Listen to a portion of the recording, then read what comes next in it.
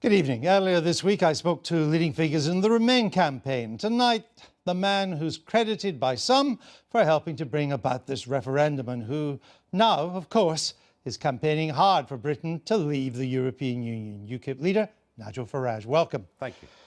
Reducing the level of immigration has been central to your pitch to voters.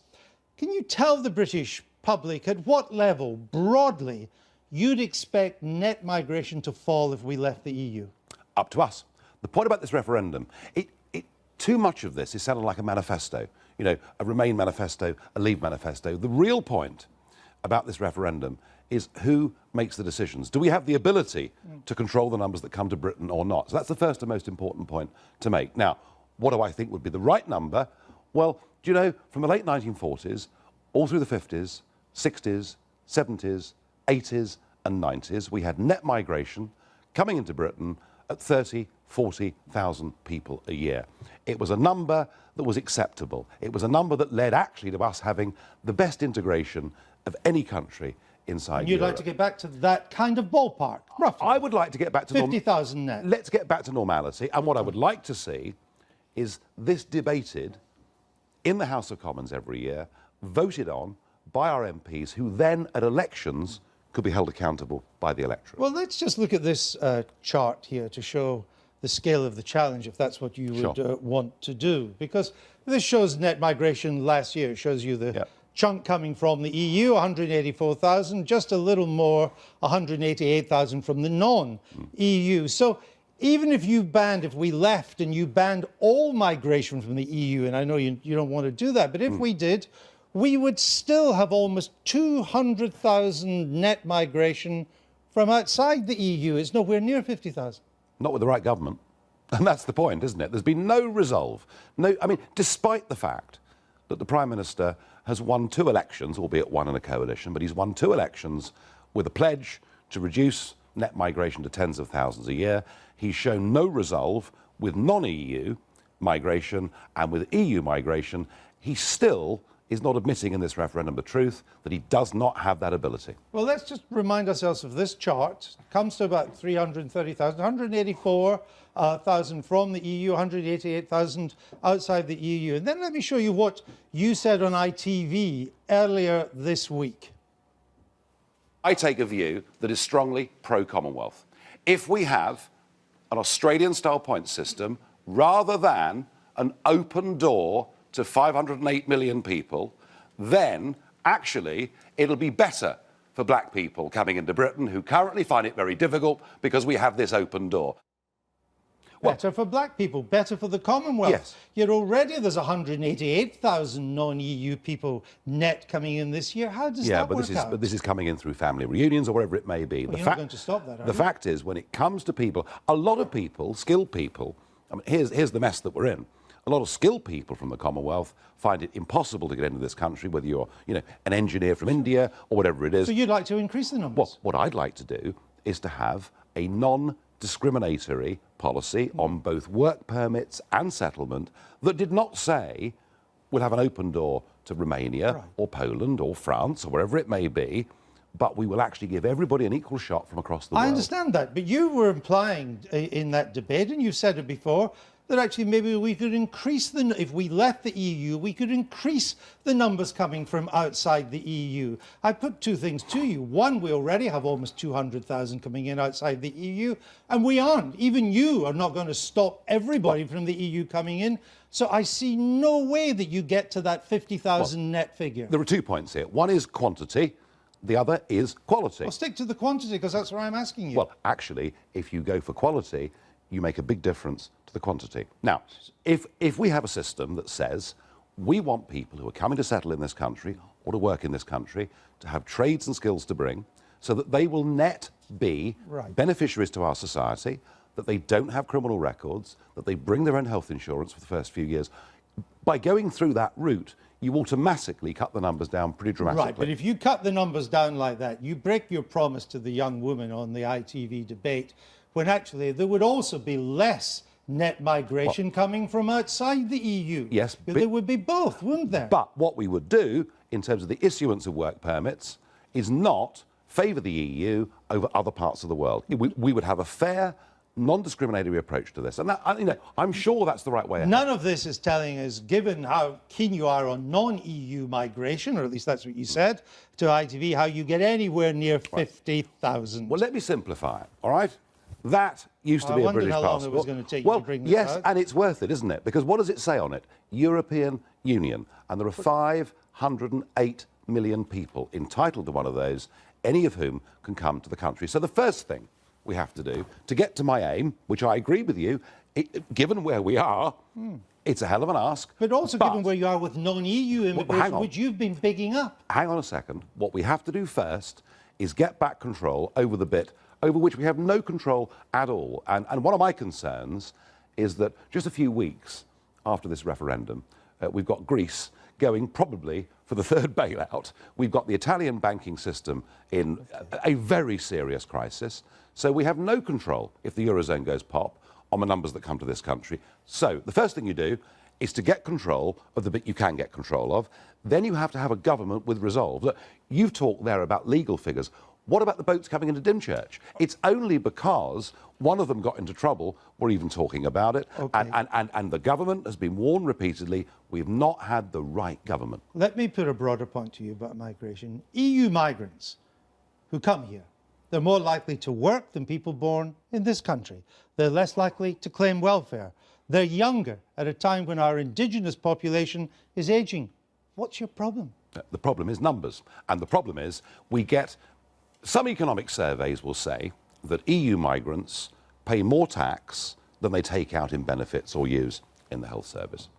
Other reports, and I mean, you know, Migration Watch say actually net it costs us a bit. And the House of Lords said economically it's about even. All right. Now the Chancellor, George Osborne, seems to think this is wonderful because it's good for our GDP. Well, of course, if your population is growing by 500,000 a year, it'd be surprising if your GDP wasn't growing. What is not growing is GDP per capita, especially for those earning average salaries. And my problem is simple. Number one, people living on average salaries have seen a 10% decrease in their real living standards since 2005. And number two, do you know what?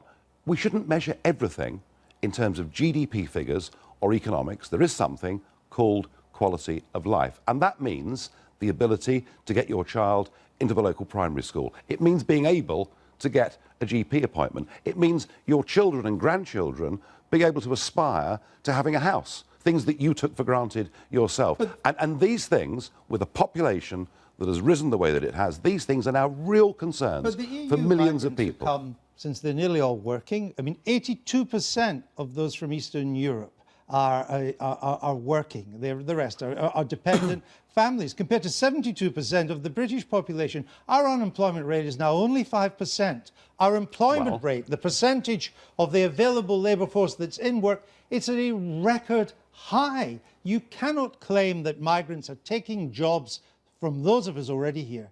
Well, there are still 1.7 million people unemployed in this country.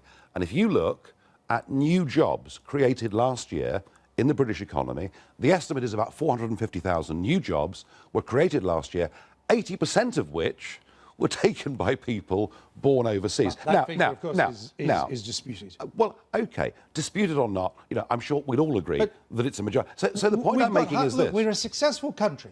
We've got low unemployment. We've got very high employment. Bright, young, educated people, they find it tough in their own country. They want to come to our country. You and I are old enough to remember when people fled this country, there was a brain drain. We didn't do well. People couldn't wait to leave. Of course. Why would you not welcome the fact that the young and bright of Europe want to come to Britain? Well, firstly, the young and bright that come, it's actually destroying the Baltic states. I mean, you know, you take someone like Lithuania, who've lost a third of their population since they joined the European Union. So that's not good for them. In this country, the problem is we've taken too many unskilled people into this country, and big employers, pretty unscrupulously, have chosen to employ those over British people. And I do not accept the criticism that I hear that the reason we have to have all these unskilled foreign workers is that British workers are too lazy, too drunk and too useless. I simply do not believe that. On Tuesday night on ITV, you claimed, the head of Europol, had said that the EU's migration policy had led to 5,000 jihadists entering the EU. Let's just see what you said. He's now backtracking, isn't he? Let's just see what you said. I take this very simple view. You quoted Europol at me. That same boss of Europol said that the migrant policy, and by the way, these are not refugees, they're mostly economic migrant policy over the last year, sparked by Angela Merkel, as we discussed earlier, has led to up to 5,000 jihadis coming in to the European Union in the space of the last 15 months. Turns out he didn't say that. Well, he did say that, but since I said that, he's backtracked. Where did he say it? Well, he said it, 3 months ago, 4 months ago. Where is that but on he's the now record that he said it? Oh, I've got it on documentation. I've been using that quote since February of this year. But now we're reaching a critical point in the referendum. He's now backtracking. But, crucially, what is he saying? Well, let's just see what he's saying. Because it's actually very important. We can put it up, what he's actually said in response. This is Rob Wainwright, he's British, head of Europol. To be very clear, Mr Farage's claim on the ITV debate that I've said EU migration policy led to 5,000 jihadists coming to Europe is 100% false. 100%. Well, actually what he said the next day was that the number was probably about a third of that, OK? That is what he said. Now, let's say that he's backtracked from 5,000, but even if it's a third of that, all right, even if it's about 1,500, bear this in mind. It just took 8 people to cause that atrocity in Paris. And we could also go to the former boss of Interpol, who says we may as well hang up a sign saying terrorists. So when welcome. you claim something that turns out not to be true, you then say, well, something else is almost true. Oh, no. It's true, but he obviously very worried that I'm using him. The 5,000 figure refers to those EU citizens, including British citizens, that have gone to the Middle East and become jihadists. Most of them are still there. Some have come back. But our membership of the EU or EU migration policy has nothing to do with that figure. Well, let me remind you that 2 of the 8 people that caused that atrocity in Paris got back into the European Union, having fought in Syria, posing as migrants through the Greek islands. And the point about this, and I've been saying this now for well over a year, the point is this: we have absolutely no mechanism. The Schengen area has absolutely no mechanism of vetting or checking who anybody is. And despite that clear risk, about 1.8 million people last year came in to the European Union. Now, of course, you can say to me, oh, it's OK, Nigel, we're not in Schengen. Well, thank goodness we're not in Schengen. However, as we know, if you're in Schengen, in fact, interestingly, after a European Court of Judgment ruling this week, even if you're in Schengen illegally, you can't be stopped from moving around countries. Right, but you can be stopped coming in. So that leads in the short term to the pressures at Calais, Dieppe, Dunkirk and elsewhere. But longer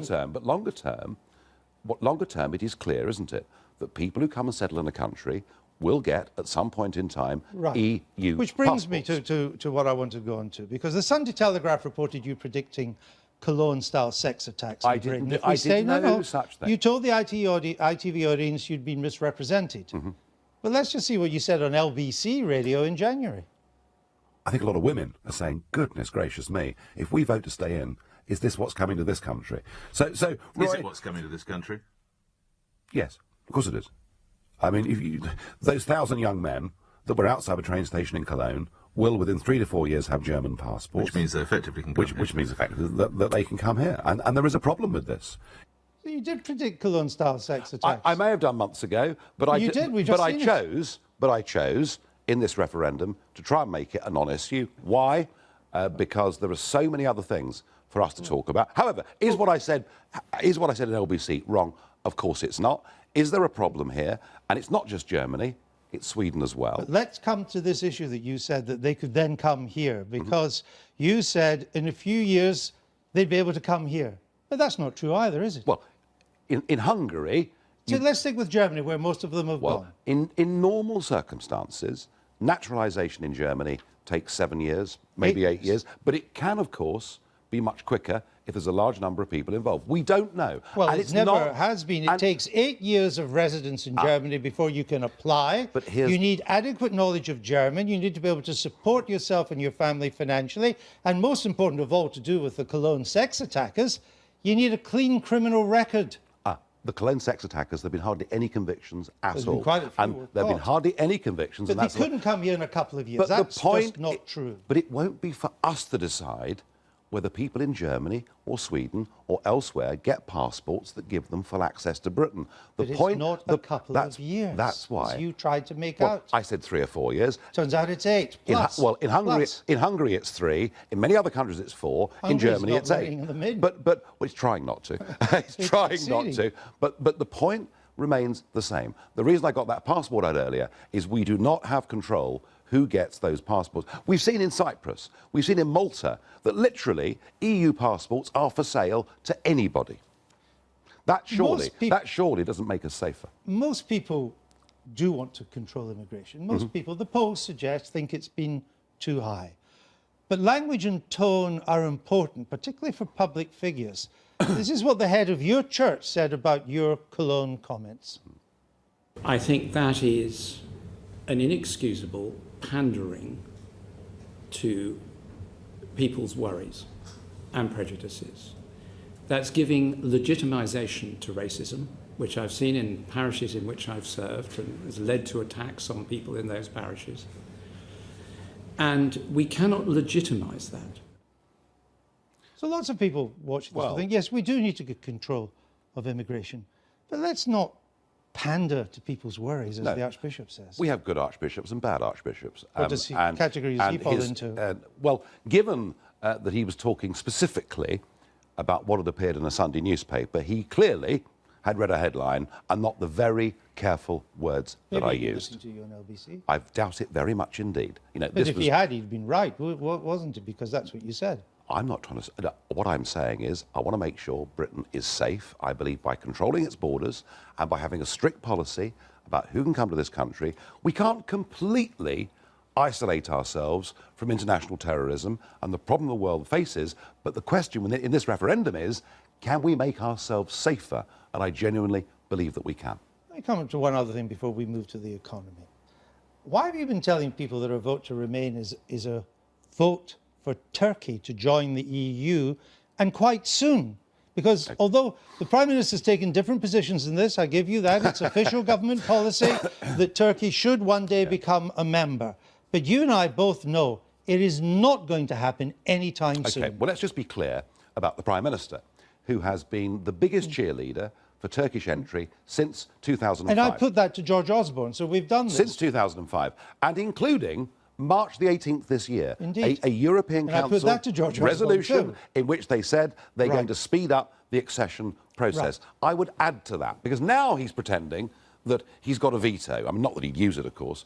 And we're being told that Turkey... The Prime Minister said Turkey won't join until the year 3000. Right. Well, he said on the current trend that would be the case. So when do you think it will join? So why, Prime Minister, does the British Embassy in Ankara, on its website today, boast quite clearly that they are working towards that it wants Turkey to join? I understand that, but what I'm asking you is how quickly do you think it will happen? Right. And could he also explain why the British government is paying over £1 billion and I put that to George Osborne in pre-accession aid? Why are they doing it? Let me try for a third time. 2025? 2026? Let's look at that 2027? I don't know. Turkey applied to join in 1987. 63 they first did, actually. Yeah, but 1987 is the current membership application. It's 40 years old almost. Yeah. They need to qualify in 35 areas to be able to join. How many have they done so far? Oh, 2, I think it is, or 1. 3. Yeah, and it's in science. But hang on, they've made little progress in 14 areas. They haven't even begun talks in 20. We allowed Romania to join the European Union, whose treatment of 3 to 4 million Roma minority, says to me it should never have been allowed. The point about the European Union is, when it really comes to it, there are no rules. If they decide they want to do it, they will do it. But the hypocrisy is not from our side. We've warned about EU, and I've campaigned against EU enlargement for 20 years because I thought letting in countries whose average incomes were so much lower than ours would lead to big migratory waves and big problems. But for the Prime Minister and for the Chancellor now to be pretending that Turkish accession is not happening when 27 heads of state said they wanted Turkey to join as soon as possible. It was the timetable I was simply trying to get, and on this timetable, we don't know, do we? It's a long way away. Let me move on. But it's not just Turkey; it's Albania, it's Serbia, it's Macedonia. Is the big one, there are 5 countries en route to joining. let's move to the economy. You criticise the Prime Minister for saying the following. This is what you said. The Prime Minister is saying we wouldn't be able to access the single market unless we accepted the free movement of people. Yeah. Let me tell you, that is completely and utterly untrue. But the Prime Minister is right. Of course, we still have access in the sense that in or out, we'd continue to trade with the EU. Good. Of course, we trade with the whole world. But he used the word access. But we would not be able to trade in the same terms as we have with the single market. Do you accept that? Right. What I object to in this debate is that quite deliberately, the Prime Minister and the Remain campaign, Lord Rose, well, he's disappeared, but the Remain campaign continually say that you cannot have access to the single market unless... Now, the truth is... I'm not saying that. Of course you would. What I'm trying to work out... I'm trying to work out what is the basis, do you think, if we left, what basis would we have access? Okay. For the viewers, can we just clear this up? The whole world has access to the single market, all right? So let's just get that straight. Trying to work out the basis. Now, the question is, on what basis do you have access? That's what I've been asking. Right, OK. Let's ask ourselves a bigger question. Why did we join the European project 40 years ago? I would just like an answer to the question I've asked. What basis? I'm going to explain it to you.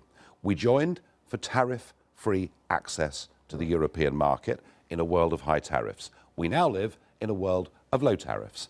And that cuddly common market has now become a political union where the costs of being part of a single market outweigh any benefit that we get through reduction of tariffs. So, OK, we vote for Brexit, we go into a negotiation.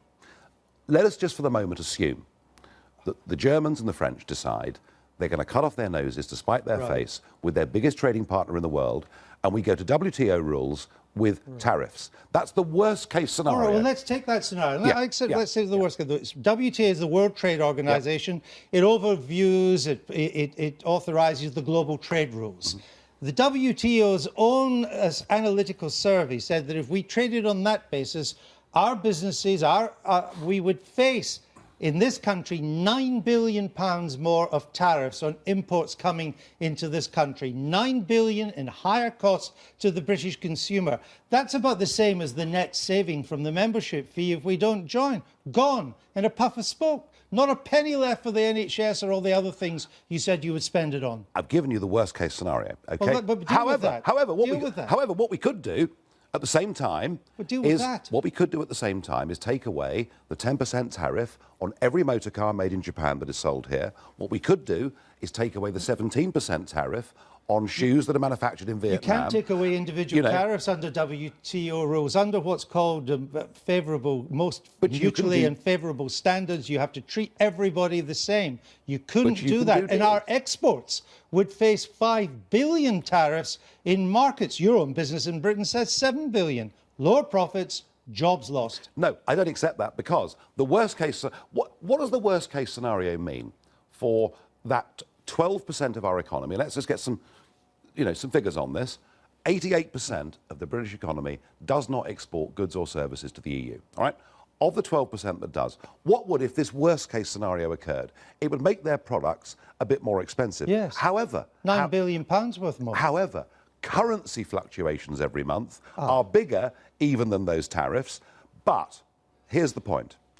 There is a tariff-free zone that extends from Iceland to Turkey. Sure. Interestingly. So Turkey has a tariff-free deal with the European Union. For goods. Without... Not for services. Well, to be honest with you... 80% of our economy's services. Well, to be honest with you, I worked in the service sector.